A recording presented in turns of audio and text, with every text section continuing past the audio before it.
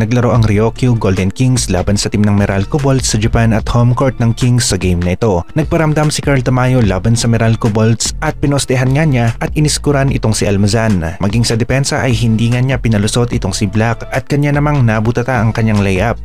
Sa opensa ay nagkaroon nga rin ito ng magandang kontribusyon at tumira nga rin siya ng mga 3-point shots. Sa play naman na ito ay nagawa nilang ma-steal ang bola at ang resulta alley-oop play para dito kay Carl Tamayo.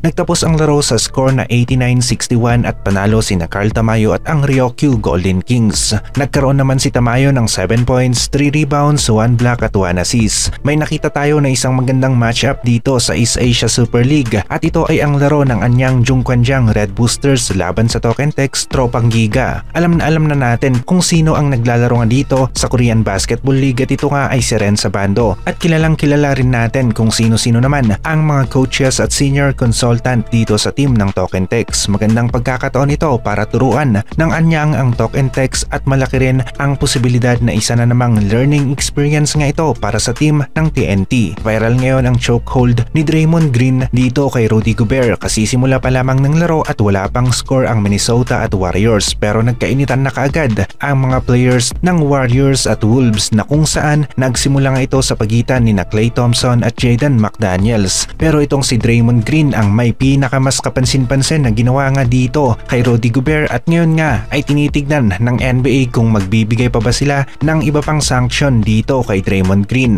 Maging si Kai Sotto nga ay napareact sa kanyang social media account tungkol nga sa nangyaring ito sa pagitan ng Wolves at ng Warriors. Bumanat naman itong si Rudy Gobert at sabi nga niya ay basta wala itong si Stephen Curry at hindi nga siya naglalaro ay gumagawa nga ng paraan itong si Draymond Green para siya ay ma-eject sa laro at may patama nga si Rudy Gobert dito kay Draymond Green. Malaking kawalan ng isang Stephen Curry sa team ng Warriors kapag hindi nga siya naglalaro at nababawasan nga ang firepower ng Warriors sa opensa kapag walang Stephen Curry at nalilimitahan rin ang kanilang option sa offense. Konting update naman tayo sa PBA at naglaro na nga ang SMB laban sa team ng NLEX Road Warriors. Natalo ang SMB sa larong ito at ang naging final score ay 113-117. Nanguna para sa SMB sa opensa sina Terence Romeo na merong 28 points, Seiji Perez na merong 25 points, Fajardo 22 points, Ivan Aska ang kanilang import na meron namang 21 points. Apat na players ng SMB ang naging solid ang kontribusyon sa larong ito pero kinapos nga lang sila ng konti. Hindi naman naglaro si Kit Jimenez at normal lang yan para sa mga rookie dito sa PBA at kadalasan talaga na ganito ang nangyayari sa mga bagong players dito sa PBA. Halimaw naman ang import ng NLEX Road Warriors na si Thomas Earl Robinson at nagkaroon siya ng 42 points, 20 rebounds at 5 assists. Hindi pa ito nagagawa ni Fajardo na dominant dito sa PBA at nagpapakita talaga ito na ibang-iba ang galawan ng mga imports laban sa mga local players ng PBA. Naagawa nga ng import ng NLEX na buhatin ng kanyang team at panalo sila laban sa isang malakas na team dito sa PBA na SMB. Di naman nagpahuli sina Rosales na merong 19 points, 1 rebound at 4 assists. Maging si Kevin Alas ay maganda rin ang naging ambag sa team ng NLEX at nagkaroon siya ng 18 points, 5 rebounds at 2 assists.